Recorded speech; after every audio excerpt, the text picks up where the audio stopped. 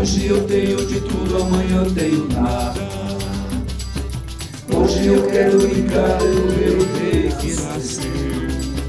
Vou tocar com os amigos, levar alegria e fé. Pede licença aos amigos dessa casa para entrar com os meus. No lógico, no torneio de couro de cobra. E com meu pé rachado de tanta labuta da marcação. Representar Baltazar, o meu crioulo Gaspar.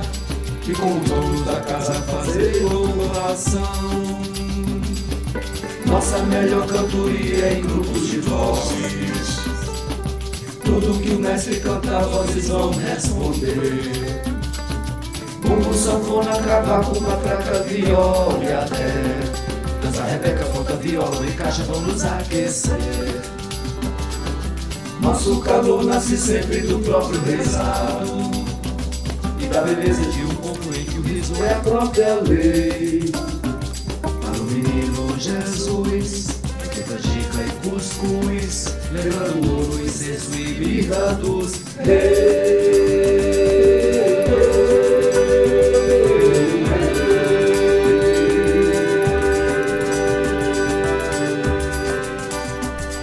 Os reis do reizado eram o que eram de verdade. Menino, eu me lembro das suas vozes. As matracas anunciavam a chegada dos brincalhões e tudo era música, poesia e diversão. Hoje eu tenho de tudo, amanhã eu tenho nada. Hoje eu quero brincar, seja quem nasceu.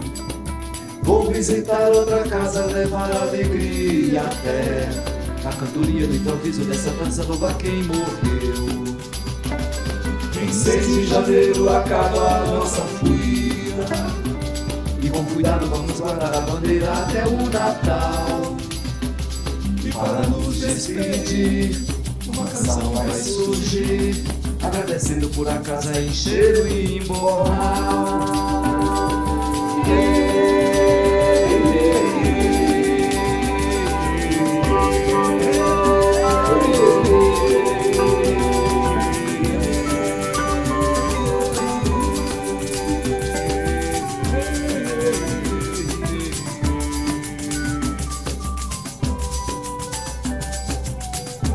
Deus fraterna essa família que recebe o nosso andor. Eis aqui nosso rezado para louvar nosso Senhor.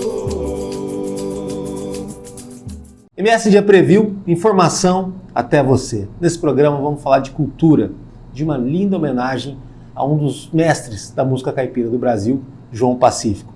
Para isso, eu falo com os músicos Beto Santanegra, Paulo Robson e Eduardo Ramires. E se eu fosse você, eu ficava no vídeo para acompanhar esse ótimo projeto, esse trabalho que você não pode perder.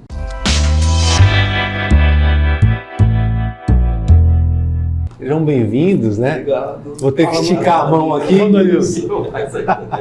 Que bom, tá lotado o programa hoje, mas é por um bom motivo, né? Um ótimo motivo. Felicitar aqui o amigo Alex Fraga, né, que me deu essa oportunidade, né? E a gente se encontrou na rua, na frente da Morada dos Baís. Olha que legal, que sorte, né? Eu estava voltando dos Correios e aí ele me falou muito desse projeto, né? E aí na hora ele já me ganhou, né? E aí ficou agendada essa entrevista, que depois fazendo a pesquisa, né, e vendo, eu acho que é muito, muito importante para a gente se conhecer como povo, se conhecer como região, como espaço, porque um povo sem identidade é um povo sem futuro. Eu acho que é um pouco isso, né? E no meio disso a gente paga muito pela nossa memória, né? De não valorizar grandes artistas, grandes compositores que marcaram a época e que o próprio acervo deles conta muito do que foi, né, o desenvolvimento desse Brasil. Sejam bem-vindos aí, né? Polêmicas à parte, anacronismos à parte, né? Que a gente vai falar também da Cabocla Teresa também. Mas, assim, é melhor falar do que não falar, né? Ainda mais a música sertaneja, com todo respeito, deu espaço a outro tipo de música, né? Que não é a música sertaneja. Não, definitivamente não é. Como que é pesquisar sobre essa música sertaneja raiz, que corre, de certa forma, um risco até de ser extinta, né? Se a gente pensar daqui a 30 anos, 20 anos, né? Ela tem uma batida aí que, em cada cantinho do Brasil, ela teve uma influência, seja lá no Maracatu, lá em cima, né? Em São Paulo, naquela região de Taubaté, né? Essa batida e tudo. E aí depois, com a viola caipira também. Num Brasil quando essa revolução acontecia, ele louvava a bossa nova, louvava outros ritmos. É como se fosse assim, dois países diferentes, né? Mas o maior deles, o de verdade, é o Brasil do interior. Né? É verdade. Olha, a música caipira, raiz mesmo, ela já nasce totalmente estigmatizada, né? Precisou um sujeito de São Paulo, se não me falha a memória, Cornélio Pires, bancar a produção de um vinil naquela época, para que a música tivesse, aquela música do interior de São Paulo tivesse realmente visibilidade. Eu penso que enquanto tivermos uma TV Cultura, enquanto tivermos os discípulos de Inesita Barbosa, do próprio que acabou de falecer, o Inesita Barroso, Rolando Boldrin também. Enquanto tiverem discípulos deles levando esse desejo de que essa música raiz mesmo permaneça, eu acredito que os modismos vão passar como sempre passaram, né? Hoje não se toca mais, praticamente não se toca mais, por exemplo, as músicas dos anos 60, né? Da Vanderleia, como é que é o nome? Jovem Guarda. Jovem Guarda, né? Então tudo tem um alto e depois baixa, né? E a música sertaneja raiz, a música caipira, eu acho que ainda tem uma longa vida pela frente, eu espero que bem mais de 30 anos. E vocês vejam, ela está assentada em pilares muito fortes, né? O João Pacífico, né? Ele tem um acervo de mais de 600 músicas. Eu estava lendo outro dia assistindo a um programa que me parece que é um dos compositores mais gravados do Brasil, por volta de 1.400 músicas. Na verdade, ninguém tem certeza mais de quantas músicas dele foram gravadas, né? E participar de um projeto como esse, né? E mostrar o quanto que a música ela pode mostrar o seu valor de alma por meio de uma pesquisa, né? Como que foi para vocês? Então, primeiro que eu gosto, né? Eu sou um músico que vou buscando, sou bem eclético, né? Eu gosto do jazz, blues, da música americana, da música andina, da música correntina, da música sertaneja raiz, né? E o Paulinho me convidou para participar nesse projeto para fazer a parte técnica do negócio. Ele falou, eu também quero tocar, cara. Sim, quero estar dentro, né? Quero estar dentro do negócio aí, pô, né? Uma das contas acabou cantando. Eu acabei participando cantando, me introduzindo no negócio aí. Mas sobre a música caipira. Caipira porque antigamente chamava-se o Jacatatu de caipira, né? O interiorano de caipira, né? E a música sertaneja é sertaneja porque é sobre a história oral de um povo que vivia no interior do Brasil e precisava contar os acontecimentos, os fatos dali, né? E para não esquecer, faziam isso em forma de música, que já vinha com aquelas cantigas, né, dos povos africanos, né, que foram jogados aqui para o interior do Mato Grosso, né, na época, né? Porque ninguém queria os alforriados lá pelos grandes centros, né? Então eles já trouxeram aquela tradição africana de cantar e outros fazer a resposta, daí foram surgindo novas características, né, do local, né? E a batida, né? E a batida, não, tudo vai mudando, né? Porque veio o samba, né? O samba partiu para o samba, depois passou para o samba rural, né? Aí o tambor de terreiro, aí depois partiu para o catiretê, né? Que tinha sapateado e tudo mais. E aí as coisas vão se transformando, mas uma característica própria, né? De você contar uma história, né, que ocorreu, e para não esquecer aquela história, você botar uma poesia naquilo ali, para as pessoas lembrarem que aquilo ali aconteceu. E isso é música sertaneja, que é do sertão, você contando fatos do sertão. Eu tô esquecendo o nome daquele cantor português que está fazendo um baita de sucesso. Ele até gravou lá com a Madeleine Peru também uma música, cantando aquela música do Chitãozinho Choró, não há, gente, não, o arco mesmo, cantando em Portugal.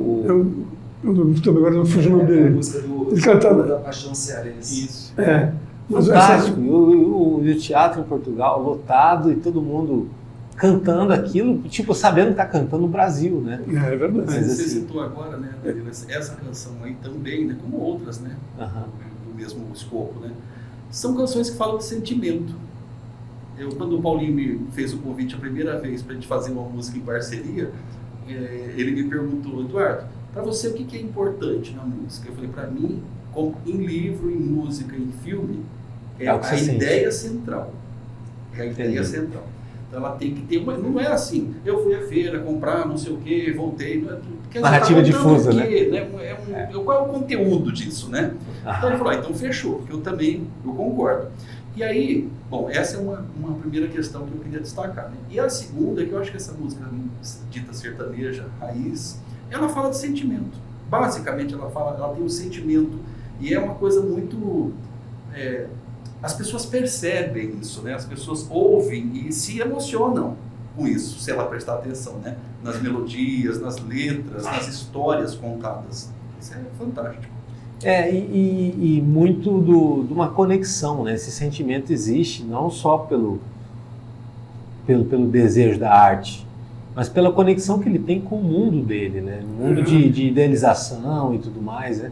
Que eu acho que nisso nada supera a música sertaneja. Tem poesia, né? É muito difícil algum outro gênero da música brasileira consiga igualar isso. Lembrei o nome, Roberto Leal. Não, eu vou tomar até o direito aqui, na entrevista, de pegar o celular, porque eu sou fãzão dele aqui, mas é que vocês aqui, vocês me deixaram... ele está cantando agora com a Madeleine Peru uma música que chama Cesse Magnifique. E aí ele é muito bom, e ele é louco pelo Brasil, né? Antônio Azambujo. Monstro. Vou saber que eu vou E aí ele gosta muito de música brasileira e ele usa muito a batida da bossa nova. Então eu recomendo o Antônio Zambujo. Quase um brasileiro de alma, né? Já gravou também disco Yamandu e tudo mais, né?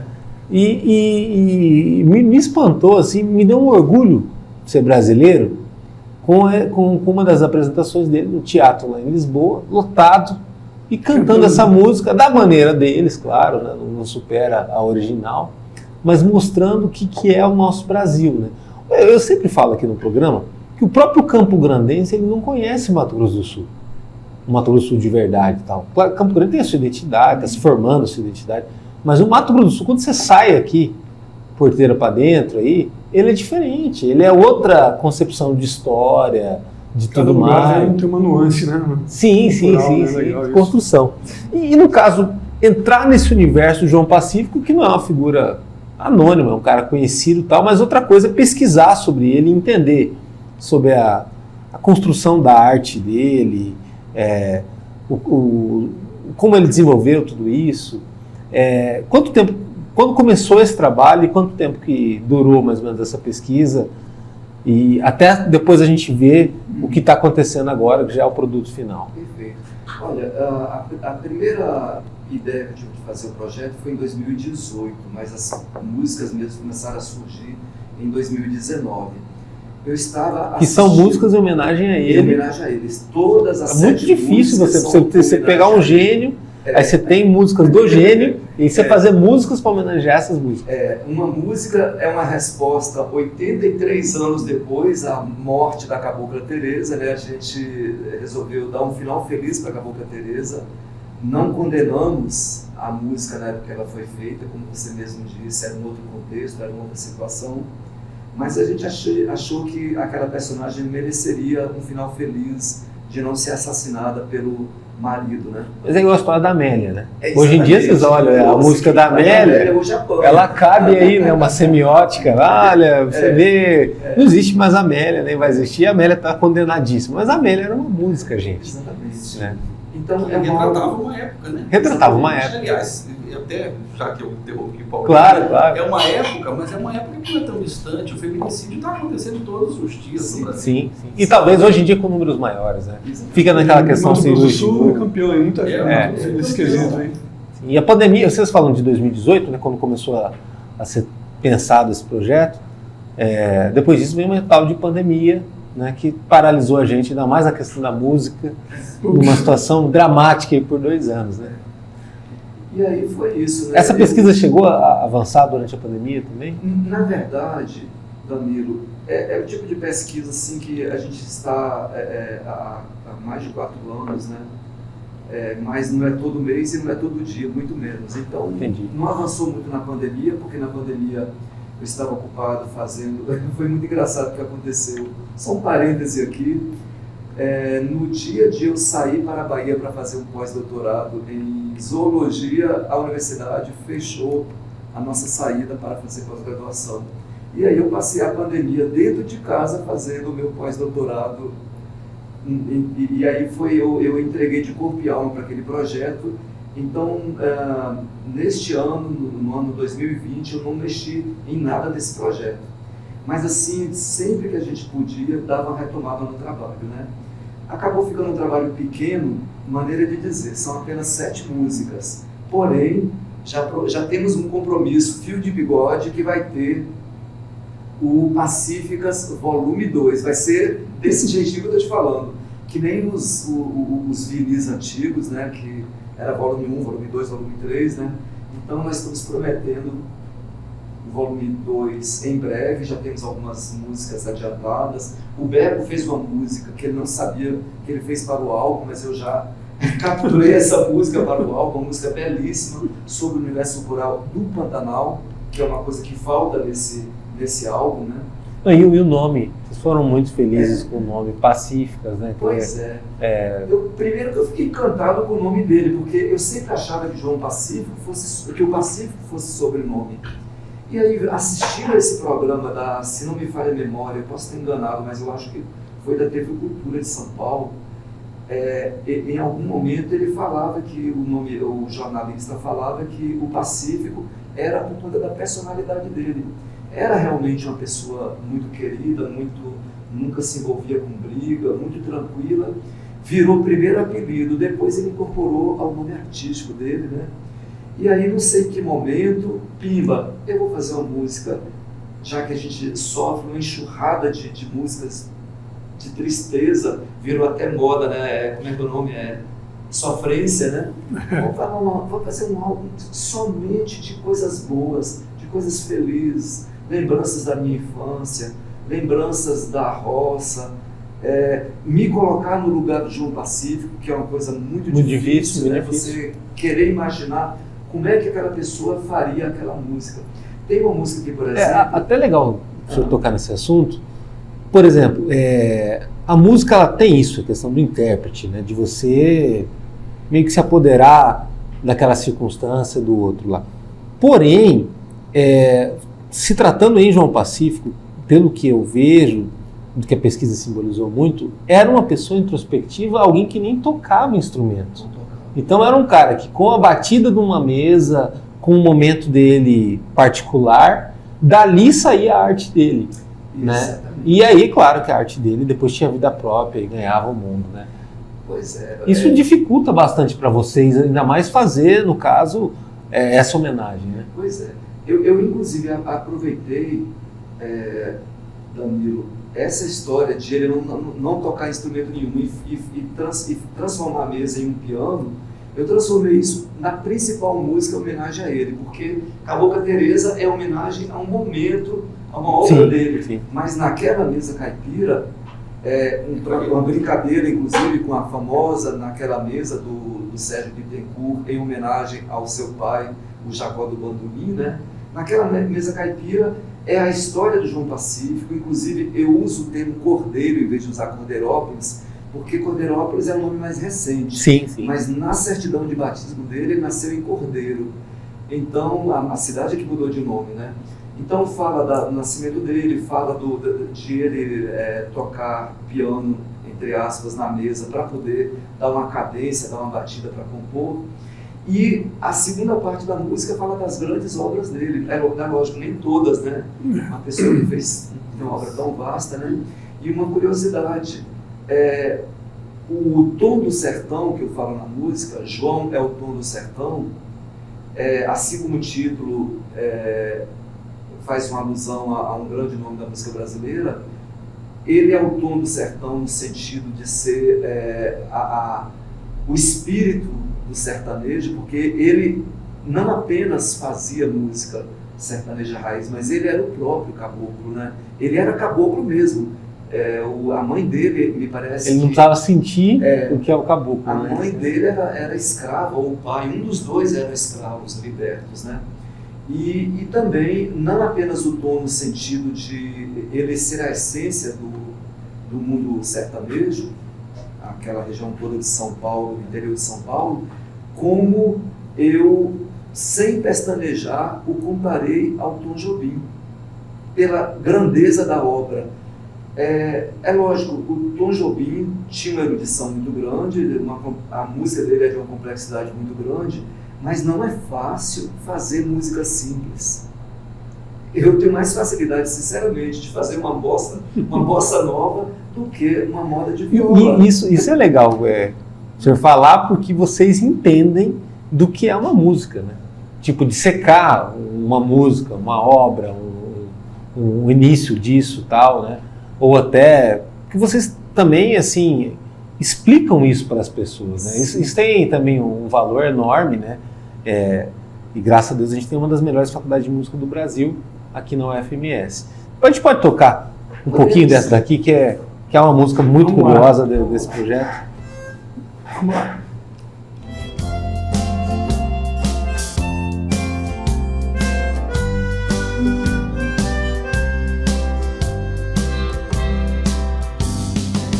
Naquela mesa ele batia os dedos feito piano, pois nem sirene tocava.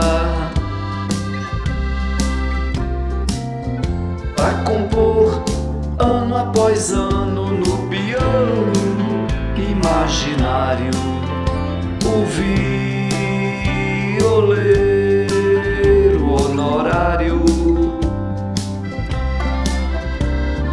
foi artista soberano. Fez toadas, fez valsinhas vitais a qualquer seresta. Tantas modas ele fez naquela mesa modesta. O poeta de cordeiro, tão alegre e prazenteiro, quando chegava era festa.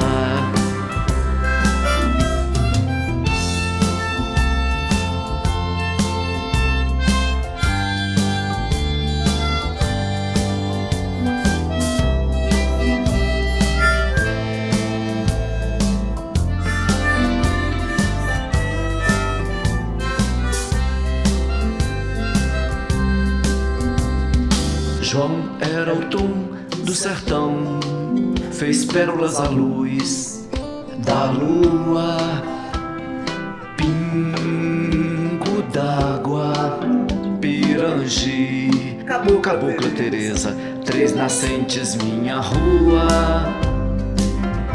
Com gostinho de saudade, João compôs a realidade, com sangue e sal, nua e crua.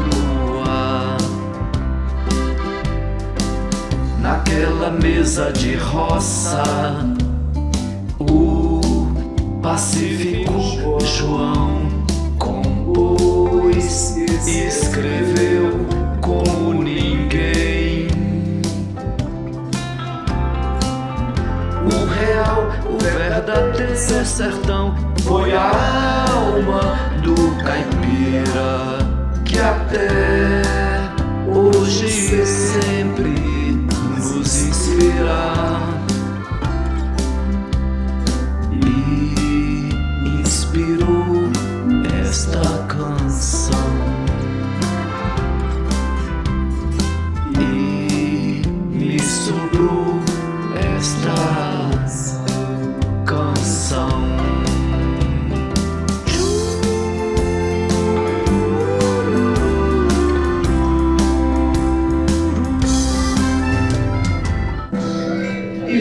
João Pacífico e Sérgio Reis.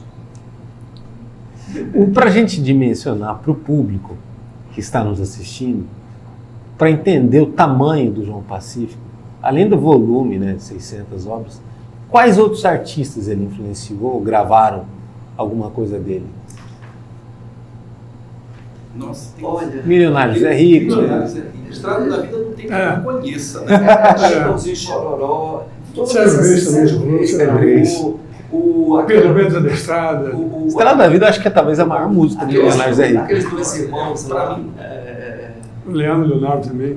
Nossa, João Pacífico, a obra dele tem todo o universo da música sertaneja, tem que ter João Pacífico. Tem, pelo menos os caras que, esses mais antigos, né, Chitãozinho Chororó, Leandro Leonardo, esse pessoal tudo aí, começaram com as músicas do João Pacífico, né? Muitas delas no repertório sempre tinha o João Pacífico lá. eu sou péssimo em números, mas me parece que Cabocla Teresa, somente ela tem mais de 20 gravações. Que é uma música linda, né? Embora seja triste, eu morro de pena da Cabocla Teresa, mas é uma música linda, linda, linda, linda. A beleza. Não, mas a arte ela tem esses contrassensos, né? Por exemplo, assim, embora, claro, ela tem uma narrativa controversa, ela faz a gente tocar no assunto. Tem esse valor, né? Hoje a gente está entendendo num mundo muito mais sintonizado, sincronizado, o valor de se tocar em certos assuntos que não se tocava antes, por isso que não dá para fazer esse anacronismo para a época que ela foi feita. Exatamente. Mas, de certa forma, ela é um grito sobre algo, né? Eu vejo assim também. É uma história Ela dramática de não é uma amor, né? apologia, né? Ela não é uma Não, apologia. é uma história dramática de amor. Exatamente. Como diz a própria música, João compôs a realidade com sangue e sal, nua e crua. Pois Quer é. dizer, esse foi o mérito dele, ele trouxe o problema. Sim. Né? E é uma coisa até do compromisso com o seu tempo, né? O artista, ele vive o interno e o externo, né? Uma hora ele também ele quer mostrar, retratar tudo aquilo, né? Preocupa um pouco vocês, é duro a gente, às vezes, tocar nesse assunto, né? Mas tudo isso que durou séculos, né? E décadas, a tradução oral do seu povo, de um passar para o outro e definir uma cultura, uma identidade, um desenho, e toda uma forma das pessoas se relacionarem, porque isso envolvia as festas também e tal. Nesse mundo imediatista de hoje, tudo isso está se perdendo, né? A gente vê até dentro das casas, das famílias aí e tal, a forma de se comunicar nossa, desse mundo contemporâneo, é muito diferente. E para a cultura acaba tendo que caber numa caixinha aí, ser um produto, né? Um produto cultural, né? E sempre apreciado e visto no imediatismo. Claro que isso não tem volta, não tem como escapar. Até esse projeto do Pacíficos, quem vai conhecer, vão conhecer em pílulas, em pedaços, em formas. A gente torce para que seja que nem aquela história do Joãozinho e Maria, né? Vai de pílula em pílula até que conhece o projeto melhor, né? E aí é importante até as rádios aqui abrirem espaço, né? As TVs, né? Tem o meu Mato Grosso do Sul, da Rede Globo, podia também abordar essa questão. Mas nadar contra a maré, para vocês três, eu queria muito saber dessa opinião com relação a isso. Bom, a gente não pode mudar essa coisa contemporânea, né? Uhum. Não tem como, ela é dinâmica demais, né? É mais com as nossas ferramentas que nós temos hoje, né, de comunicação, né? Que a gente consegue saber de tudo no mundo inteiro, né? Mas a gente tem que ter uma preocupação em preservar também aquilo que já foi feito no passado, para que nós possamos falar quem nós somos, né? A identidade nossa vem daí, né? Dos meus pais, dos meus avós, dos nossos avós e pais, né? E a cultura que eles vivenciaram é muito importante para os meus netos. Então a gente precisa estar sempre pensando nisso, né? E no Brasil a gente tem muito pouca gente pensando, agindo, sabe, com projetos para trazer esse meio de expressão rural, por exemplo, à tona, né, para que todo mundo saiba, era assim, era assado. A não ser os índios, né, os indígenas fazem isso, eles preservam a língua, porque senão aí acaba mesmo, né, aí que, né, já estão aculturados, né. Então, agora mesmo tem um projeto sobre preservar a língua Guarani e Kaiowá, né, assim mesmo que é, né, Paulinho? Guarani e Kaiowá. E é bacana isso, porque é a identidade de um povo. E tudo aquilo que nós fizemos até hoje como música, Tem um sentido, né? é, Tem um berço. entendeu? Agora a gente não pode agora posterizar tudo, né? Botar no mesmo saco tudo e falar, agora é isso, agora é aquilo, porque aí banaliza a arte, né? Reinaugurando as coisas, né? É Sendo até coisas que não precisam ser reinauguradas. Né? verdade, né? Eu acho que o perigo maior é isso que o Beco falou.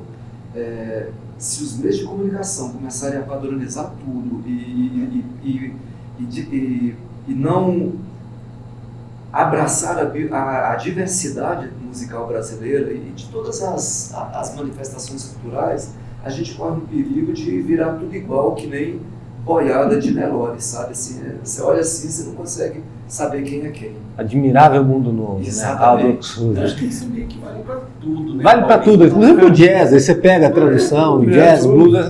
Como que sobrevive e passa pelo mundo de hoje, né? Então, como o Paulinho falou, o Beto também, né? Não dá para frear. A cultura, qualquer cultura humana, ela é dinâmica. Ela não é Exatamente. estacionada. Exatamente. Nenhuma cultura, qualquer nação indígena, qualquer Sim. povo, não é estacionada. Ela é dinâmica, ela tem interpenetração, ela tem contato, ela tem fricção, tem trocas. Ela é isso é a vida, né? O ser humano, a cultura, para mim, eu falo nesse sentido, não no sentido do produto cultural, né? Então ela é dinâmica, não tem. A gente não sente saudades, por exemplo, eu ouço rádio. Você falou de rádio, eu ouço Sim. rádio. Porque eu gosto do rádio. Eu gosto da surpresa, eu não sei o que vai tocar. E quando falaram que o rádio ia morrer, né? Agora, mano. Nós pegamos, nós vivemos uma geração que a gente pegou aquele de não sei quantas rotações, depois o outro de 30 não sei o quê, depois veio o CD, não, fita cassete, cassete, né, que a gente juntava com a canetinha para poder. Aham. Depois a gente viu nascer um bebezinho, o CD, que acabou. Que era uma revolução. E acabou. O CD era uma revolução. É maravilhoso. Agora, você pensa... Então a gente viu nascer e morrer tecnologias. Ainda bem, né, cara? Porque, pô, Não, a gente não o sobrevive CD, eu isso, acho né, que para vocês vão ter histórias piores que as minhas. Mas o CD era uma coisa, para quem é mais novo, tão perigosa que você ia num lugar viajar, a passeio e tal, você tem o dinheiro para viagem, né? Aí você passava numa loja lá, aí você viu um monte de exemplar que você queria, que não tinha essa internet que você mandava trazer em casa e tal. Aí lá ia o dinheiro. Isso daí, aí você voltava feliz e tal. Eu tenho saudade do Era colchão, que tinha arte, né? Hoje a gente pena, Verdade. faz as artes, né? Para divulgar os trabalhos. Sim, sabe? sim. É desse tamanhozinho, porque é o que cabe no Spotify, no Deezer, Aham. você olha, então assim, pequenininho. Antes você tinha um bolachão, que você abria, eu tenho um Aham. álbum em casa, por exemplo, do Pantanal Alerta Brasil, um álbum duplo, você abre assim, são 2 discos, né? Com fotos, com letras. É uma coisa deliciosa, mas para mim, talvez para essa geração, não, né? Mas é o que a gente estava falando do João Pacífico. Por exemplo, assim, Sim. tanto para quem aprecia quanto para quem produz, a música é sempre um processo intimista. Que é o que a produção industrial não vai conseguir alcançar nunca. Ela pode exatamente. superar, vender e tal, mas não vai. Mas Exatamente. mesmo o mercado, se você pensar que você tinha uma indústria fonográfica, Aham. que ela não era lá muito favorável para o artista, né? Sim, sim. Aliás, a indústria nunca foi muito favorável para quem produz, né? Não. Mesmo você falando de rádio, me lembrei. As rádios não falam quem é o autor. Verdade. Elas falam quem está cantando. Verdade. Então, quem está cantando, às vezes, bom, tem N situações. Então, eu me lembro, por exemplo, quer ver?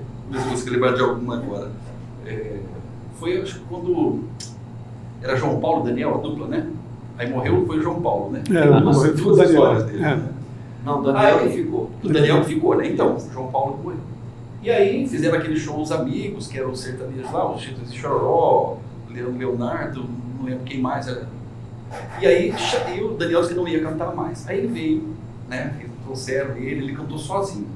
E ele cantou Canção da América. Amigo é coisa pra se guardar. E cantou do jeito dele, na sertanejou. Aham. No outro dia, o que eu vi de gente falando que linda a canção que o Daniel fez pro João Paulo. Eu falei, então, assim, Isso naquela época, né? Hoje em dia, isso acontece todos a os gente dias. sempre. Isso acontece, acho que umas 10 vezes dentro de um fórum, de uma postagem. Que vai ter gente que vai falar isso, a outra vai chamar de burro. Aí, não, é isso mesmo, tal, aí vai. Agora você vê, então, isso desde sempre. João Pacífico, quantas canções dele que ele... Nunca apareceu, né? Apareceu só no quem cantava. Ele era o autor, cara, ele fazia isso aqui na mesa, sem tocar nem... Mas não piorou muito, assim, porque o compositor, ele é um construtor, ele é um arquiteto da coisa, né? E hoje em dia, nesse mercado fonográfico, meio que a coisa é negociada como se fosse um mercado de imóveis. Existe fração da música, um é dono de fração da música, o outro é dono de fração da música. Aí você tem música hoje que faz sucesso, que tem uns 10 compositores, que ali está estabelecido como se fosse um cartório. Desconexo. Isso, quem que é o autor, o dono da coisa e tal. Quem E muitas vezes nem é produziu, quem quem escreveu. Porque Quem escreveu vive numa a dificuldade, gente entende vende. que quem faz uma gravação, se você pega uma intérprete, como a gente falou naquele dia, né? Uma intérprete do calibre de Elis Regina, de Eu ia falar Maria Bethânia, põe uma música, rapaz, é óbvio que ela tem um peso enorme no sucesso daquilo. Então ela tanto que ela alavancou, né, por vários compositores que, né? Belchior, João Bosco, enfim. Eu estava vendo a entrevista do Bial outro dia sobre Elis, né? Tava até o filho da Elis também, e falando dessa interdependência do intérprete com o compositor, que no final da vida dela ela estava entediada porque ela não conseguia achar um outro Aldir Blanc, alguma coisa assim, e aí ela sozinha não ia. E é difícil, porque a Elis Regina, a voz dela é poderosíssima, né? Belíssima, afinadíssima. E ela é um instrumento, ela sozinha cantando a capela, mas já está de bom tamanho. Imagina sendo acompanhada por Célia Camargo Mariano, e cantando também obras do Milton Nascimento, João Bosco, sabe, Ivan Lins. Então, mas ela dava vida. Foi ela que trouxe esses caras para Belchior, Fagner, ela que trouxe todo mundo. Né? Com a interpretação dela, foi com que as pessoas descobriram a beleza desses compositores. Né? Então, casou, né? Uma artista do peso de Elis Regina, assim como da Gal também, mas é a mesma história, com pessoas que sabiam escrever bem letras bonitas e melodias bonitas, né? Casou, sabe? Belchior não tinha voz para cantar, né? Ele cantava, eu não quero me falar, meu grande... Mas ele tinha sentimento, né? Mas ele tinha só a característica dele, né? É bacana isso, cantar com a própria voz, com o próprio corpo, né? Então, a Elis alavancou muita gente. Hoje em dia, tudo mesmo não tem mais cantoras. Tudo é pasteurizado, tudo... Esse contato, você fala, né, da parceria, não né? Tem intérpretes assim, nesse peso, desse nível, entendeu? E eu acho que é uma questão que a gente estava falando um pouco antes também, a questão da identidade, que o Paulinho também mencionou. Mesmo em rádio. Você liga a rádios FM, aqui em Manaus, em Fortaleza, são Minas Gerais, né? é igual. É tudo a mesma programação. É igual a programação. A grade é mesmo. O tom de voz, sabe? É muito igual. Eu passei por isso recentemente quando eu fui em São Paulo. Eu fico trocando ali a sintonia, eu falo, tô trocando e tá tudo igual, a voz é muito parecida, né? Muito. E isso é péssimo, né? É péssimo. Aí o Paulinho sempre cita a nossa rádio, né? Que nossa rádio, que eu digo nós somos da universidade, né? Federal. A FM UFM. E essa moçada nova que resolve ter essa corajosa decisão de estudar música, de viver esse universo, ou às vezes até empreender nesse caminho, nessa linha. Como que vocês veem isso hoje? Porque isso é maravilhoso, né? Essa renovação que existe. Quando você pensa que está tudo muito estagnado e tal, e vem alguém que deslumbra, né? Com o seu ímpeto da juventude, essa vontade. Está vindo uma nova geração aí que está tocando muito. E é uma galera antenadíssima, né? Com toda essa tecnologia que nós temos hoje de informação. Vocês falaram do vinil, é muito difícil comprar as coisas, alguém te influenciar, eu não tinha acesso às coisas, hoje em dia tudo tem acesso. E agora, esse pessoal que está vindo agora aí, esses músicos, né, cantores, intérpretes, gente que está estudando mesmo, né, porque está enjoado da mesmice, né?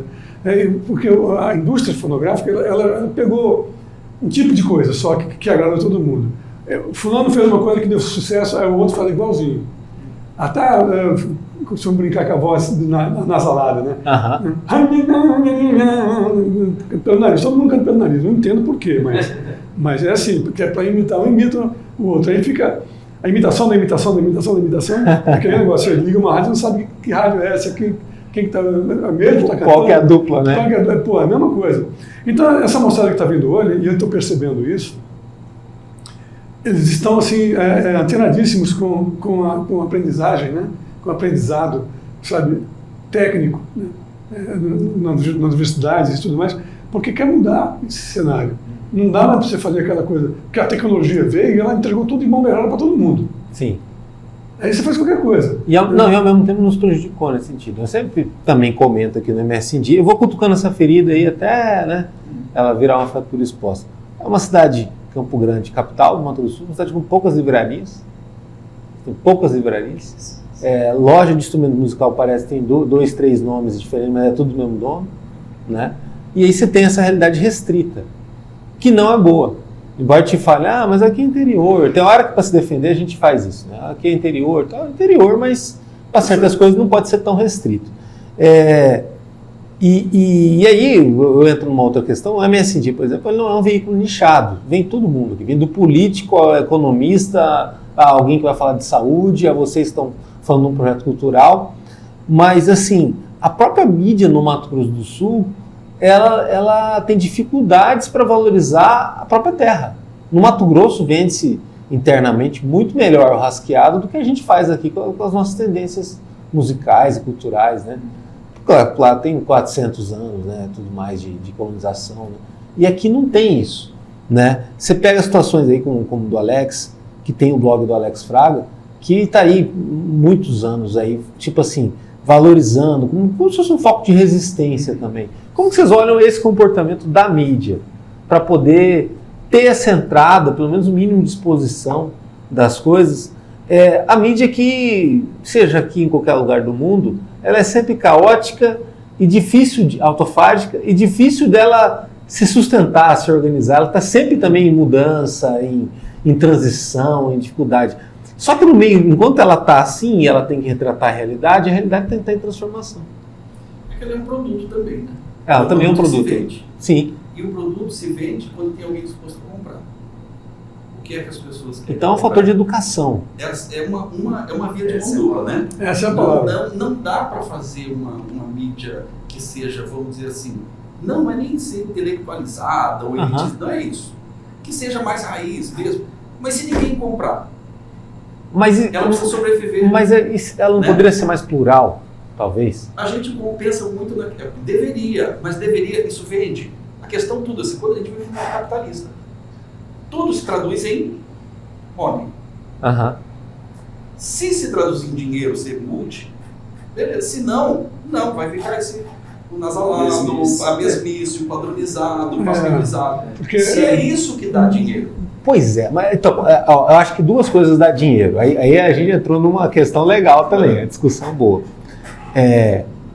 Nem tudo tem que dar dinheiro, mas tudo tem que, nem que você falou, tem que ter uma essência central das coisas. Às vezes ter propósito e uma influência vale mais do que ter dinheiro. O jornalismo está aí para isso. Você vê tipo, programas, tem telejornal o dia todo. Tem de manhã, tem meio-dia, tem à noite também e tal, tudo. E nesse ponto, o jogo de poder e dinheiro, às vezes ele fica um pouco perdido. Onde que eu quero chegar? Por exemplo, você pega uma TV. Ela vende 1 minuto. Qual que é o seu negócio? Se fosse fazer um pitch com um dono de uma TV, um gerente, eu vendo 1 minuto. Você vende 1 minuto. Quer dizer, se eu for lá divulgar o projeto Pacíficas, eu vou comprar minutos num pacote mensal, semanal, e é aquilo que vai fazer eu veicular aquilo ali. Na rádio é a mesma coisa. Só que esse cara que vende minutos, da TV e da rádio, eu sei porque eu já trabalhei, na rádio não, mas a gente sempre põe assessoria, você está nas rádios, aí tem um contato com eles, ele tem o contrassenso de te vender 1 minuto caro, mas fazer o que ele quiser com o minuto que sobra. Entendeu? E nesse fazer o que quiser com o minuto que sobra, não são poucos minutos que sobram. E nisso eu acho que deveria entrar a questão da responsabilidade social para você valorizar identidades e tudo mais, né? Que eu acho que talvez TVs maiores, em nível nacional, conseguem fazer isso melhor. O Globo, por exemplo, nacional até faz isso melhor. Mas no regional, a gente ainda precisa camelar muito para isso. Por exemplo, a rádio. Hoje em dia a gente sabe que é tudo um computador. Deixa todas as músicas programadas aí durante o dia, junto com os spots de patrocínio, e tudo vai. Beleza, atingir o público, mas como você atingir o público? Né? Porque que nem um projeto como o de vocês. Não dá para calcular, eu nem me ouso pensar, de que forma você atingiria o público sul-mato-grossense, independente da idade, com um projeto desse. Porque você faz as pessoas se olharem no espelho. Eu acho que o que nos falta são projetos estruturantes. políticas Permanência, culturais, sequência, né? sequenciais que não dependam de governo. Política de Estado, né? Política Público de Estado, né? Política pública é de Estado, não é de governo. Entra governo, sai governo, ela deve permanecer. Então, eu penso que o nosso Estado carece muito de políticas públicas robustas para a cultura. Não vou dizer nomes, não vou apontar épocas, mas eu já vi gestores que têm uma visão muito limitada do que é cultura, por exemplo. Para eles, cultura é música erudita. O edital. Né, muitas vezes o que está acontecendo no bairro, coisas interessantes estão sendo gestadas no bairro, não é de conhecimento desse gestor público, e não poderia ser assim. Um João Pacífico no mundo de hoje, Ele morreria, coitado. será que ele teria a obra dele registrada? Eu acho que não. Eu acho que ele Muito, muito não louco isso. vingaria, o João Pacífico hoje não vingaria. Teria espaço, né? Eu fico pensando também, mais ou menos nessa batida, mas eu fico pensando o seguinte, né? Porque onde a gente quer chegar, né? Com um projeto desse? Eu fico me lembrando da minha adolescência. Na minha adolescência eu ouvia rádio, sempre gostei de rádio, Aham. e a rádio tocava o quê? Música estadunidense, Sim, pop estadunidense, década de 80. sim, Era o que eu gostava, era o que eu tinha acesso. sim. Quando eu comecei a sair para barzinho à noite, já com meus 18, 19, Você tinha aí eu todo o comecei tempo para isso, né? a ouvir outras coisas, inclusive nacionais, que eu não conhecia. E eu falei, gente, mas isso é muito legal. Aí eu comecei a ouvir coisas e comecei a mudar o meu gosto. E aí eu gostava muito, ia gostar da minha filha. Ela herdou isso de mim, né, da gravar em fita cassete. Aham. Ela já nasceu em outra época, mas ela tinha o mesmo hábito de gravar do rádio. Eu tinha esse negócio de gravar do rádio. E como eu era muito chato, eu gostava de gravar a música do começo ao fim. Se o cara falasse do começo, eu já não gravava. Se ele lá no final falasse, você acabou de ouvir, parava. Eu não gostava. Então, a minha alternativa era gravar tudo. Depois eu cortava, aí eu escolhia, né? Mas eu gravava tudo. E às vezes eu começava a gravar e falava, não, você não quer, não, parava, né? E foi assim que eu conheci Mercedes Sosa, que eu não conhecia. E ela cantou, né, ela estava na época ainda, estava no Brasil do Exílio, e gravou com o Fagner Danilson. Bonito. E entrou aquele violão, eu falei, minha nossa, que coisa mais linda, né? E entrou aquele vozeirão potente da Mercedes Sosa, né? E eu cheguei arrepiado, eu falei, mas o que é isso? Onde é que estava isso? Então, Eduardo, é o tipo de coisa que eu falo, por que não dá para poder medir, que depois daquilo você não é o mesmo. Aí, Então, o que você vai ser? Não sei. Aí eu Não, conheci- não me pergunte, mas você escutou aquilo ali, você teve contato com aquele troço, Então, mudou. O que isso me ensinou? Que você tem que disponibilizar o acesso. Se você não disponibilizar o acesso, Você nunca vai saber, né? dá coisa diferente, não é melhor, não é pior, é diferente. A diversidade é rica. Então você tem que possibilitar ao jovem, sobretudo se pensar em juventude, né? Aham. Quem está com mais idade já teve acesso, como a gente, né? Raras exceções, mas a maioria de nós já teve acesso. Teve como apurar os seus gostos, as suas preferências. Agora, a juventude que está se formando, ela se faz a partir dos acessos. E como eu, na minha experiência própria, o meu acesso era a música estadunidense por cabo da rádio, quando eu comecei a ter o contato com outro tipo de música nacional, tipo, né? E aí eu comecei a despertar um outro gosto. Mas por quê? Porque eu não tinha acesso. Então eu acho que o papel desse projeto é possibilitar o acesso, não é impor para ninguém. Ninguém é obrigado a preferir isso do que o funk, do que o, sei lá, o rock. Não! É você ter acesso a um outro tipo Oportunizar, né? Mas é aquela coisa que a loja de CD tinha antigamente. Então, a gente Você chegava, você não é obrigado a ouvir tudo, mas tava as prateleiras lá, tinha algumas lojas, tinha uma no Shopping Campo Grande, eu lembro que chamava Sinfonia. Você podia ouvir ainda o CD, tinha uma cabinezinha lá e tal. Então ali você passava ali algumas horas, fazia uma escolha, né, tal. E é a questão do acesso, a que você falou, é a chave de tudo. E a educação, né? A educação é a chave de tudo, Incentivado, né? Uma coisa bacana é o seguinte, a tecnologia é maravilhosa. Só que nós estamos deslumbrados demais com a tecnologia para entender e fazer com que ela trabalhe para nós, entendeu? E não é em favor da indústria fonográfica, por exemplo, como exemplo, né? Aham. Porque não, já está fácil, vamos botar. Agora só esse tipo, o padrão vai ser esse, né? Mas aí nós esquecemos de educar as pessoas a ouvirem a diversidade que nós temos, né? A tecnologia é maravilhosa, é muito bom de ter hoje como se comunicar com mais facilidade, né? E ter instrumentos melhores, ter computadores, enfim. Mas a gente pulou a parte da educação. você falou aí, se você não tiver a educação na frente de todas essas questões tecnológicas, você não vai entender para que serve, para a sua evolução. Você fica usando a tecnologia para repetir um outro. Aquele lá fez sucesso, agora não repete. Entendi. Aí fica inútil. Revisitar, né? Tudo demais, né? Agora, da oportunidade que você falou, é legal você usar a tecnologia para oportunizar, porque antigamente essas gravadoras, elas monopolizavam tudo, né? Você não tinha chance, quem era pobre não tinha chance de entrar numa gravadora para fazer um trabalho, né? Hoje nós temos as redes sociais, você pode fazer um monte de coisa aí e colocar lá tudo que você pensar de arte, né? Só que, como a maioria de quem produz conteúdo não tem essa educação, ele não vai dar oportunidade, ele vai só imitar outro lá para cair na moda, para ficar na moda também. Mas aí... O TikTok então. Exatamente, um imita o outro, lembra da dancinha, que a dancinha? Sim. Dancinha? Pô, tudo bem, todo mundo que aparecer, acho válido, tá válido. Mas nós estamos deixando de usar a tecnologia para que ela realmente serve. Qual a para se testar melhor, né? Se experimentar melhor, né? Em arte. Para a capacidade dela mesmo, né? Para nos ajudar como seres humanos. Né? E falando em tecnologia, o Pacíficas, onde as pessoas podem ter acesso a esse projeto bonito? Tá no Spotify, tá no Deezer? Spotify, no Deezer, Amazon, YouTube. São mais de 30 plataformas, está bem distribuído. Não tem desculpa. Nós subimos as músicas pela One RPM, que é uma vamos chamar assim de uma matriz, né? uma distribuidora internacional de músicas. Eu tomei um susto que outro dia eu fui procurar uma música que eu lancei pela One RPM e estava lá a música escrita, aparentemente, eu acho que aquilo ali era russo, sabe? Olha que legal, tem um provedor russo, né? no aplicativo russo. Isso é uma coisa muito bacana da tecnologia, de democratizar o acesso para todo mundo. Mas se a matriz só democratiza A, B e C e não o alfabeto inteiro, também não adianta nada. Tem que ser o alfabeto inteiro. Mas aí é o ser humano nessa barreira. Tem alguma música do João Pacífico que para vocês, se fosse fazer uma votação aí dos três, é a preferida, é a mais... É difícil, eu sei, né? Mas conhecendo melhor ele, né? É como se tivesse... Eu penso que alguém me copie. Estrada da Vida. Estrada da Vida, bonita, legal também.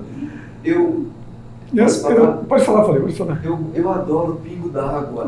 Você tem uma ideia. Lembra que eu falei? Não, mas depois você falou outro aspecto de Pingo d'Água. Por causa da simplicidade. Que é muito difícil você ser poético, falando pouca coisa, dizendo coisas muito simples. Sim. Eu tenho certeza que o Tom Jobim não conseguiria dizer o que o João Pacífico disse. Uma seca brava na região de São Paulo, né, onde ele conta a história, e aí ele prometeu para a Santa, que tinha na capelinha na fazenda, a primeira gota de chuva que apareceu, eu vou recolher essa gota e levar para a flor que está ornando, que está na mão da Santa. E aí, isso aí já é uma coisa maravilhosa. Ele não prometeu se esfolar, não prometeu subir 300 degraus de escada, ele prometeu levar um pingo d'água para colocar na flor da Santa. Agora, como se não bastasse tanta poesia, quando ele chega lá, ele leva 3 pingos. Porque um pingo era da chuva e os outros dois, os olhos dele. Gente, isso é poesia demais. Eu fiz promessa para que Deus mandasse chuva para frutar a minha roça e florir meu cafezal. Mas veio a seca. Cara, você lindo, eu não sei da letra, mas o Pingo d'Água é uma poesia maravilhosa, sabe? Uma coisa assim, Estrada da Vida também. Estrada da Vida tocou na China, acho que é o recorde, né, de uma música brasileira em público, né? E eu vou te dar uma curiosidade que talvez o amigo que está nos assistindo não saiba. A capa do disco aparece Pacíficas, de Paulinho, Beco e Eduardo. E aí aparece o envelope para João Pacífico. Você teve a oportunidade de reparar o endereço do João Pacífico? Na capa do álbum? São 3 músicas, né? Estrada da Vida, Sem Número, Pirangi. Verdade. Pirangi é a cidade, né? Sim. Ranchinho Abandonado, não, é assim, Ranchinho Abandonado, Sem Número, Estrada da Vida, Pirangi. É como se fosse um convite, né? Meio que uma jornada. Porque assim, é um tributo ao João Pacífico. Então ao João Pacífico, é como se fosse uma carta. E ele colocou no selo, né? A figura do João Pacífico, enfim. E a ideia ali era como se fosse pega uma carta, né, endereçada, né? Para fulano, endereço tal. Então é para o João Pacífico, o endereço é. Eu espero que no céu tenha correios, né? Para receber essa nossa homenagem dele. Hoje em dia também, a tecnologia não tem mais correios também. Né? E para finalizar, a força do tributo, né? É um gênero muito bacana na música de você eternizar alguém, né? É verdade. É claro que muitas vezes a própria obra já eterniza e tudo mais, né? Mas o tributo, ele dá aquele... Não é todo mundo que recebe um tributo. E é uma forma de prestar uma homenagem, né, a uma pessoa que está esquecida, né, na arte brasileira, né, na música brasileira. Né? E ele faz parte da nossa história, faz parte da história de muita gente. Né? Muita gente ficou rica cantando as coisas que ele fez, a obra dele, sabe? Fora os que ficaram felizes, né? Pô, isso é melhor de tudo. Tem também esses outros na conta. Olha, obrigado. Foi uma honra ter vocês aqui. Uma honra mesmo. Excelente. E aí, vamos dar uma rabiscada aí no finalzinho?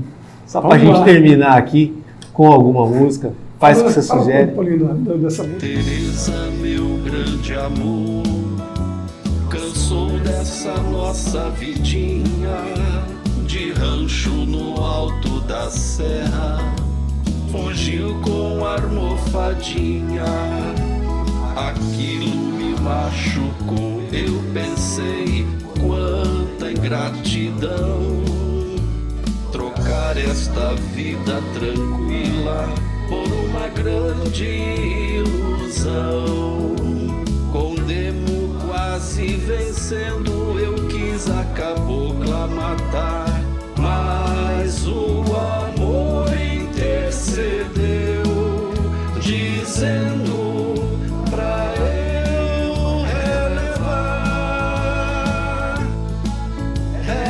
relevar. Ninguém tem esse direito, pois ninguém nessa vida é santo. Ouvindo esta sabedoria foi cada um pro seu canto.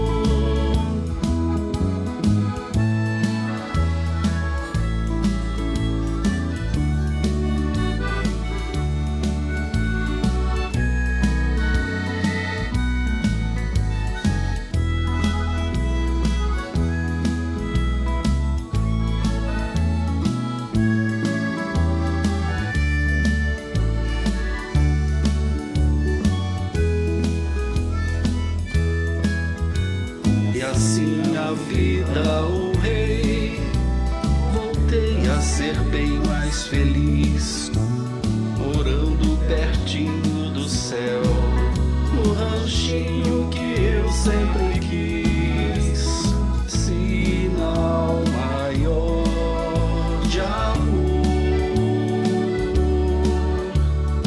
foi não matar quem amei, meu senhor, eu amei.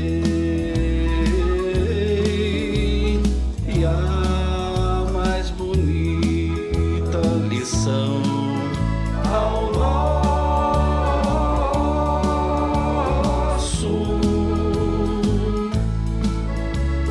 filho eu dei. Então, não é mesmo? Se a gente não deve matar nem por ódio, por que é que eu vou matar por amor? A mais bonita lição ao nosso filho ensinei. E acompanhe nosso trabalho no www.msindia.com.br. Lá no YouTube tem os cortes e as entrevistas completas. Também muita coisa no Instagram e no Facebook do MS em Dia. Até a próxima.